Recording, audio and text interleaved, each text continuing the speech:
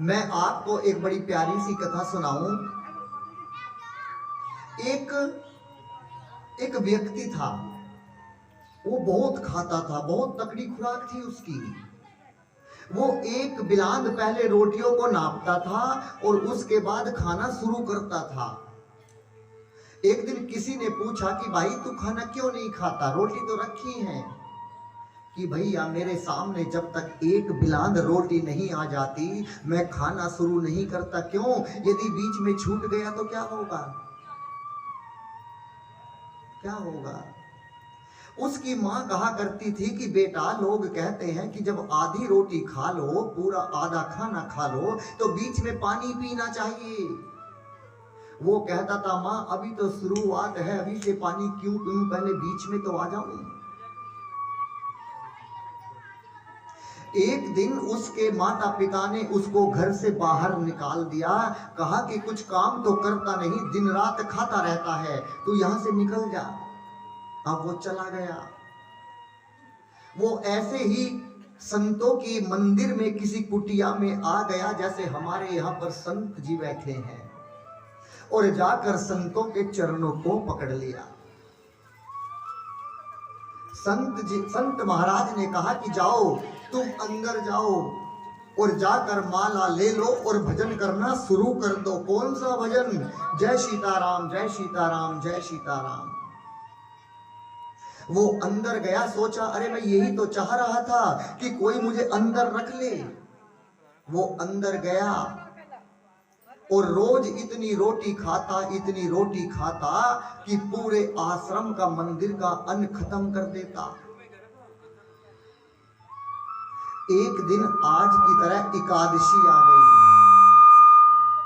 वहां पर नियम था कि एकादशी में भोजन नहीं बनता था, उस दिन सबको व्रत रहना पड़ता था। अब दिन के 12 बज गए। उसने कहा कि महाराज जी, आज क्या खाना नहीं बनेगा क्या?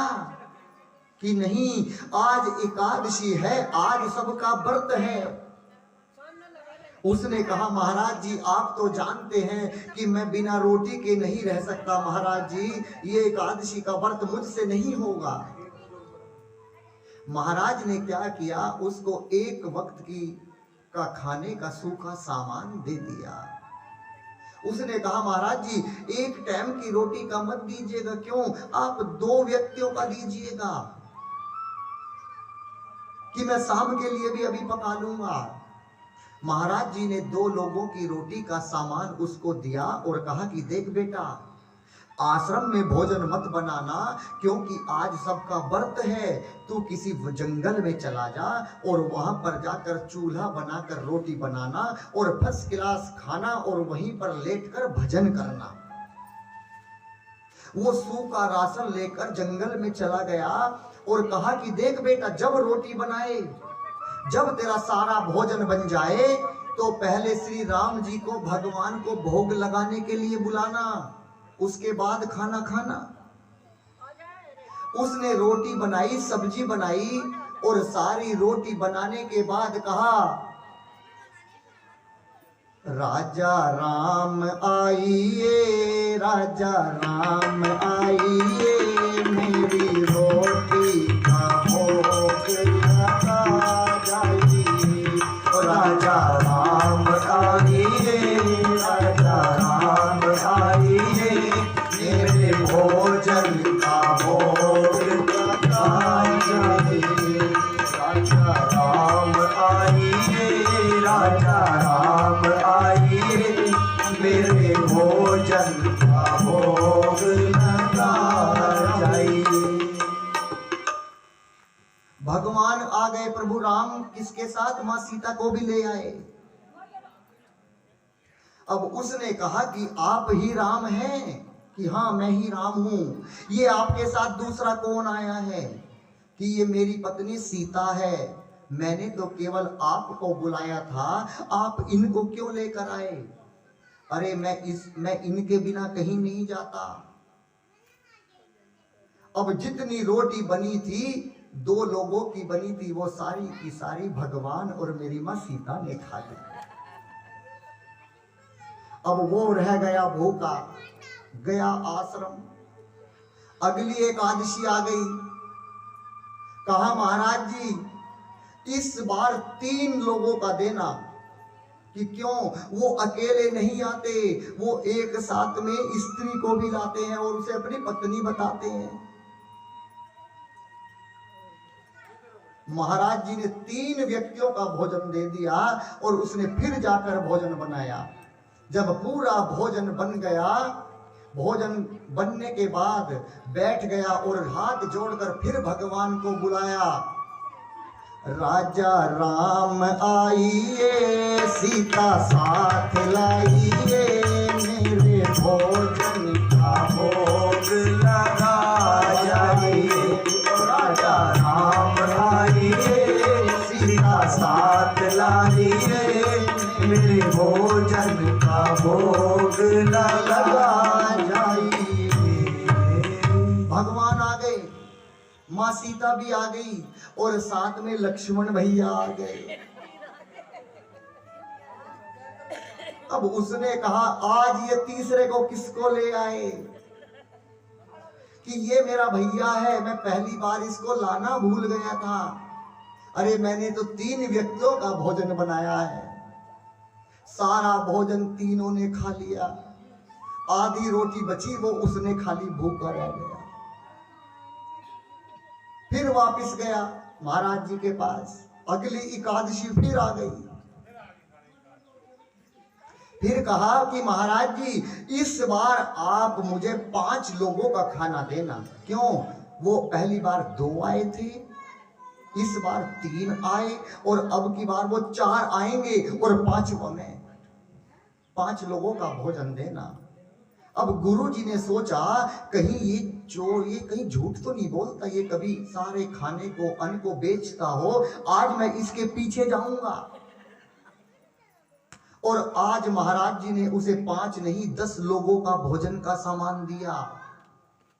लेकिन आज उसने जंगल में जाकर खाना नहीं बनाया, उस खाने को ऐसे ही सूखा का सूखा रख दिया। और रखने के बाद आसन बिछाया, जल छिड़का और कहा राजा राम आइए, सीता राम आइए, अपने भैया को साथ में लेकर आइए। राजा राम आइए, सीता राम आइए, अपने भैया को साथ में लेकर आइए। भगवान आ गए। भगवान के साथ में भरत, शत्रुघ्न, उनकी मां, सब पूरा परिवार आ गया और साथ में हनुमान जी भी आ गए। हनुमान जी आकर सब लोग बैठ गए और बैठने के बाद उसने कहा कि लाओ कहाँ है भोजन? कि आज मैंने भोजन बनाया नहीं है। क्यों? रोज बनाता हूं और आप खा जाते हैं, आज आप बनाएंगे और मैं खाऊंगा। और मेरी माँ सीता ने क्या किया? वहीं पर मेरी माँ ने अन्नपूर्णा का रूप लिया और आज सारा भोजन अपने हाथों से बनाया। और भगवान को दर्शन, भगवान ने उसको साक्षात दर्शन दिए।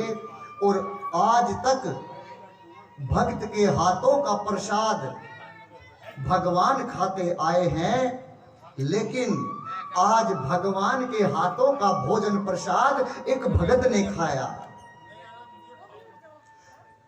अब गुरुजी पेड़ के पीछे छिपकर देख रहे थे। गुरुजी ने कहा कि ये कौन है, तू किससे बात कर रहा है? उसने कहा प्रभु राम अपने परिवार को लेकर आए हैं कि मुझे कोई नहीं दिखाई दे रहा। राम जी केवल उसको दिखाई दे रहे थे जो भोजन बनाता था। वो गया भगवान के पास और जाकर कहा कि प्रभु आप मेरे गुरुजी को क्यों नहीं दिखाई देते? भगवान ने बड़ा प्यारा सा जवाब दिया कि प्यारे, अभी तेरे गुरु की इतनी भक्ति नहीं पकी कि मैं तेरे गुरु को दर्शन दे दूं। तेरी भक्ति ज्यादा पकी है। क्यों?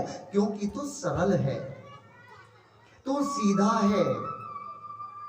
और फिर जाकर चरणों में लेट पड़े कि मेरे प्रभु एक बार मेरे गुरु को दर्शन जरूर दो। और आज भगवान ने पूरे दरबार के साथ में उनके गुरु को भी दर्शन दिए, दर्शन दिए।